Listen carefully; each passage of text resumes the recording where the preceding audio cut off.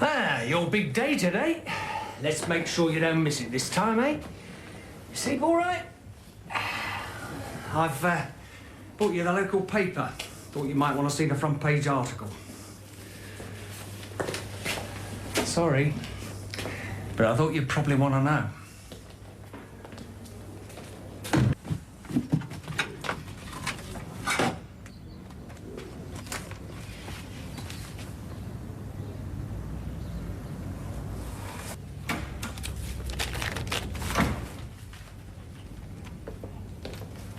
This is appalling. Take a look at that. I mean, you expect that kind of thing from your tabloids, but not from your local paper. Now, I'm going to write and complain. I think that is disgusting. How's Pauline going to feel when she reads this? Did you get much sleep? A couple of hours, eventually. How are you feeling? Sorry, silly question. Ruth's coming around in a minute. She's taking the day off too. Just sorting it out. Wait, he's going to get bail. I keep thinking about him. How's he going to cope? Well, he was in shock, wasn't he? He'll be all right, Mum. Yeah. Listen, Mark, can you take Martin to school for me, honey? I'm going to the police station, try and see your dad and give him some clean clothes. Where's Martin now? Well, I told him there's been a misunderstanding and his dad's helping the police sort it out. And if he hears anything at school, he's to take no notice, because his dad will explain it all to him tonight when he comes home.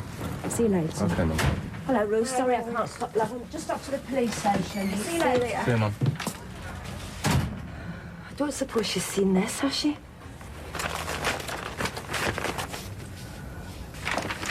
Here, have a look at this. I'm not talking to you, Grant. What? Just because I don't want Minnie the Minx as a lodger? Tiffany's my friend. Yeah, well, forget that and have a look at this. See, I told you you'd be interested. Go on, read it. Arthur Fowler, founder member of Wolford's Flowering Wilderness Committee, spent last night languishing in a police cell. He stands accused of defrauding the organisation to the tune of £20,000. Although bailed to appear before Wolford Magistrate Court yesterday morning, he failed to turn up. A warrant was issued and he was subsequently arrested by officers of Metropolitan Police. He will appear in court today to face remand hearing. Go on. It gets better. Gets worse. Go on. Mr. Fowler, popular figure on Turpin Road Market where he works as a street cleaner, had earlier been anxious to discount speculation that a long-term clandestine love affair with blonde-haired divorcee Mrs. Christine Hewitt had left him struggling financially. When questioned by reporters, he reacted forcefully. "I'm an innocent man," he declared. "It's all lies." Mr. Fowler is married with 3 children. Can we keep it from her? I don't see how.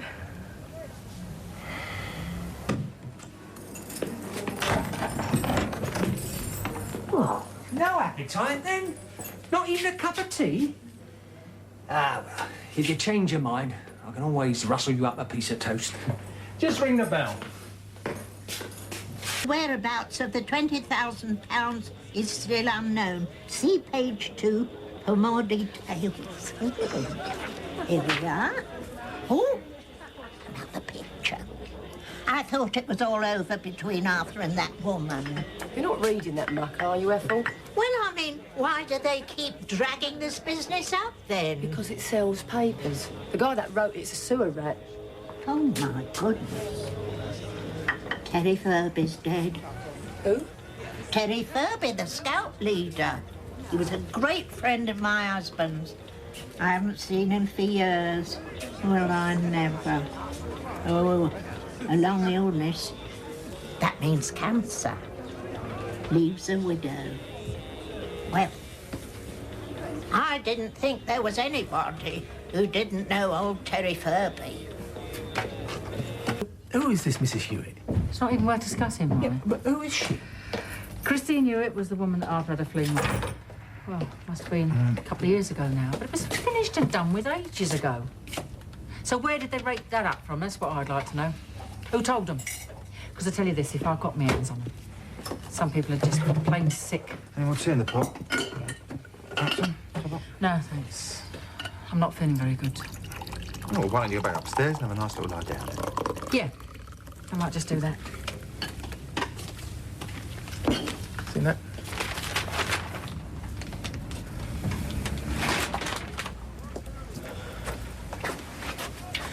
We didn't know whether to show it to you or not. But then we figured everyone else around here would have read it, and you were bound to see it sooner or later. I don't know what to say, Mum. I'm just so angry. Never going to have that peeper in the house again. The thing is, we all know it's untrue. Don't you worry. Everyone will realise it's just a pack of lies. Well, this explains it, then. What? All the funny looks I was getting on the market this morning. How was Dad, anyway? Oh, he was with his solicitor, so I wasn't able to see him, but I was allowed to leave the clothes. Hey, come on.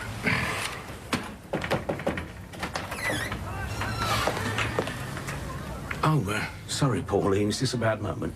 No, come in, Billy. Have you seen the paper? Listen, Mum, I'm going to nip home and put a tie on. I'll be about 10 minutes. Is that all right? Yes, I'll come with you, okay? See you later. See you. Well, gossips round here must think they've won the lottery. You don't want to pay any attention to them, Pauline. I'll tell you what really annoys me about all this. Is that here's Arthur. He's got to be completely innocent, hasn't he, Phil?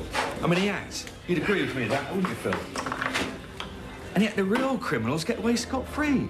I mean, there's people who've committed murder who haven't been caught. What about that woman they found down by the river last year?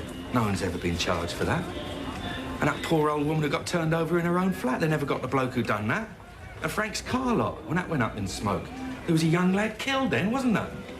Did they find who done it? No, I reckon they gave up looking after a week. And yet here's Arthur, who's Nigel, never... will you just shut up? I'm trying to concentrate. Mrs. Fowler? Yes? Hello, I'm Janet Stoddard, your husband's solicitor. We did speak on the phone. Oh, right. How is he? He's looking forward to coming home with you tonight. Oh, so he'll get bail then? I hope so. Who was that? My opponent, from the Crown Prosecution Service. I think we better get inside. They're about to start. Oh, right. Come on.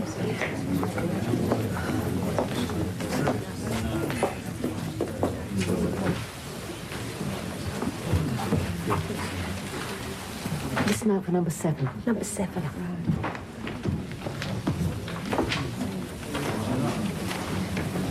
I tell you, there are going to be a lot of people with egg on their face by the time this is all over, including the Walford Gazette. I was appalled when I saw that this morning. Now look, that's him. That's the bloke. All rise.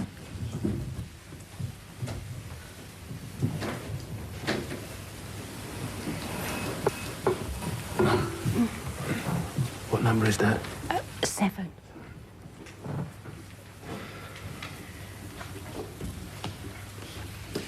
Number 17, Jonathan Malone. You know she smells. No, I don't. That's a lie. How do you know? And she talks in her sleep and all. She's making all this up, you know. I'm not. And you should have heard what she said. Well, come on then. What is it? No, not in front of Sarah. She's too young. Come on. What did I say? All right, then.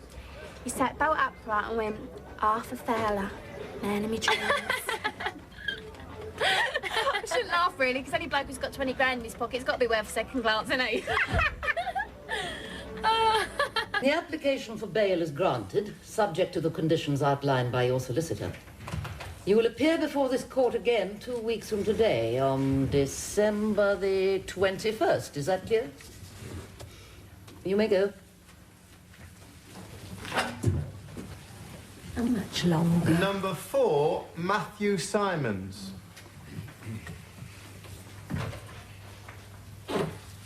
Number 7, Arthur Fowler. Mr. Fowler, Yes. date of birth 19th of August, 1943. and your present address is... 45 Albert Square, Walford. And today you're being represented by Mrs. Stoddard, I understand. That is correct. And there's no plea being entered today. No. You may sit down. Arthur Fowler was arrested on Thursday the 30th of November. He was bailed to appear in this court yesterday. He failed to do so. A warrant was issued for his arrest, and Mr. Fowler was taken into police custody yesterday afternoon. In view of the amount of money involved in the theft, we will be applying for the case to be dealt with at the Crown Court. We anticipate being ready for mode of trial within 2 weeks' time. Is there to be an application for bail? There is, Your Worship. Which we will be opposing, Your Worship. we believe that it is in both Mr. Fowler's interest and those of the public that he be remanded in custody. There are several factors I would ask your worships to consider. Mr. Fowler is well known within his local community. Strong feelings have been aroused. There are fears for Mr. Fowler's safety. Nor can we discount the possibility that Mr. Fowler might seek to interfere with potential witnesses. There is, too, the fact that the money, some £20,000, has yet to be traced. Inquiries are continuing, and Mr. Fowler's release on bail may jeopardise the police's efforts in this regard. Mr. Fowler also has a history of psychiatric illness. There is a fear that, given the history and the gravity of the charges facing him, Mr. Fowler might seek to do injury to himself. And then, of course, there's the fact that he failed to appear here yesterday. If it happened once, it can happen again. I would ask your worships to turn down the application. That his failure to appear in court yesterday was an aberration brought on by the stress to which Mr. Fowler has been subjected by this case. And even the local press, which ran a highly distasteful and inaccurate front-page article on this case this morning, had to acknowledge that Mr. Fowler is a trusted and respected member of this community. With respect to my friend, it is part of the Crown's case that it is precisely this trust and high regard which enabled Mr. Fowler to carry out his crime undetected for so long. If I may continue, one can point to many areas where Mr. Fowler has assumed a prominent role in community affairs. He has, for some 6 months now, been secretary to the local allotment society. Yeah, what happened to half the Fowler vegetables? is a trusted and valued employee of Walford Borough Council, and has been for a number of years. For him to be remanded in custody may well jeopardise this position. Mr. Fowler is a family man, with a wife and 3 children, the youngest of whom is only 10 years old. It is fanciful to suggest that he would run away from his responsibilities. Mr. Fowler is not on trial today. He is entitled to bail. I urge you to grant it. We shall retire. All rise.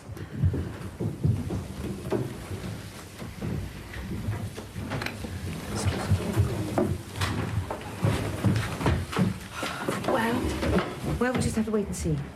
Why did he have to mention a psychiatric illness? He's doing his job.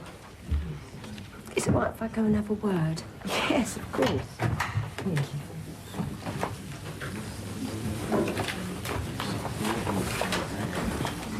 Arthur, are you all right? Oh, yeah, I'm fine.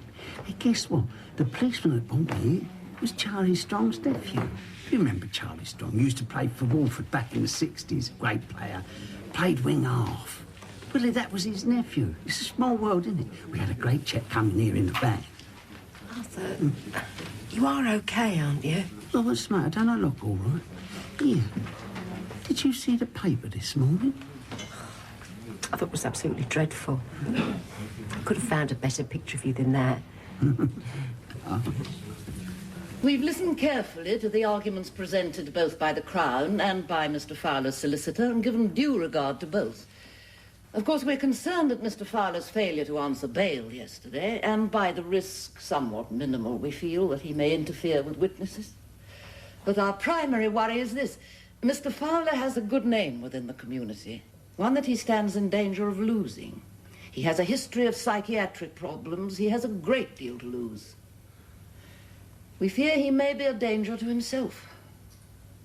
The Crown's application for remand in custody is granted. Can the Crown give any indication when they will be ready to proceed? The police are still making their inquiries at the moment, Your Worship. We are unable to say when all the evidence will be assembled, but would ask for 10 days to progress matters. My client consents.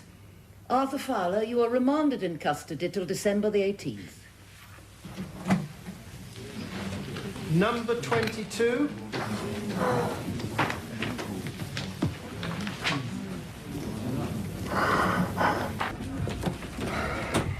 Here, you heard? It's all over the market already. Heard what? Arthur never got bail. He's been carted off from remand. Pint, please, go on.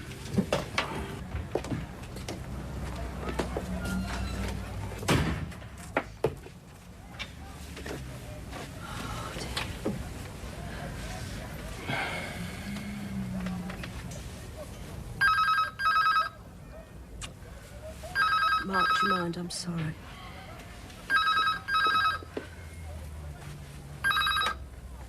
Hello? No, I'm his brother. Oh, I see. Is he all right?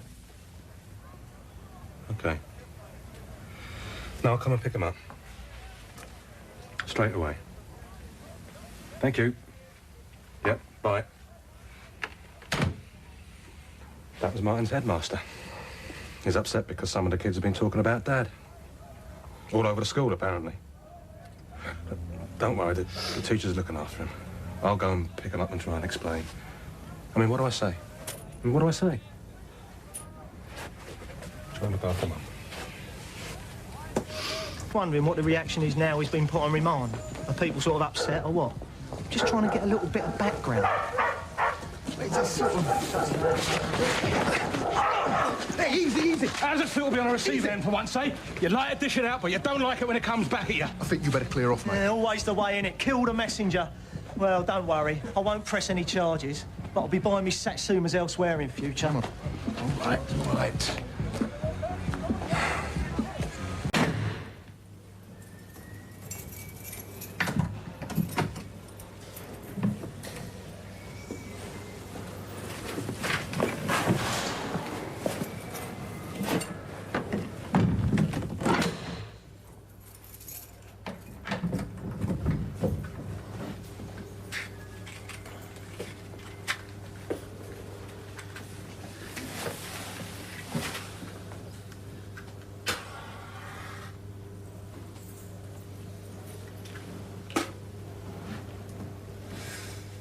Do you smoke? No, thanks. I wasn't offering. Can I have your allowance? I can make it worth your while.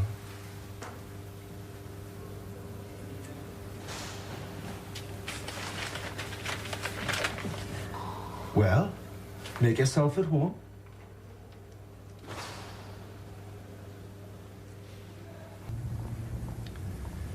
Dad's solicitor's putting in an application for a psychiatric report. I mean, what's she saying? That Dad's gone bonkers or something? Oh, you know that's not true, Mark. How's Martin? Cried himself to sleep. Look, does anyone want a cup of something?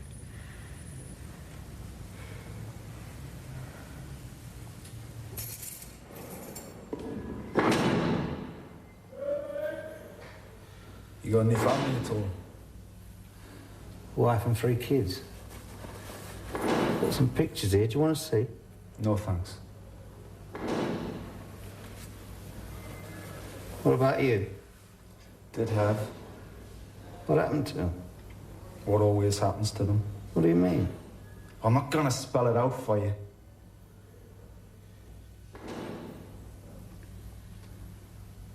I'm an innocent man. Yeah, sure. It's true. Everyone in here is an innocent man if you believe them. It gets very boring. If you've got any sense, you'll shut up about it.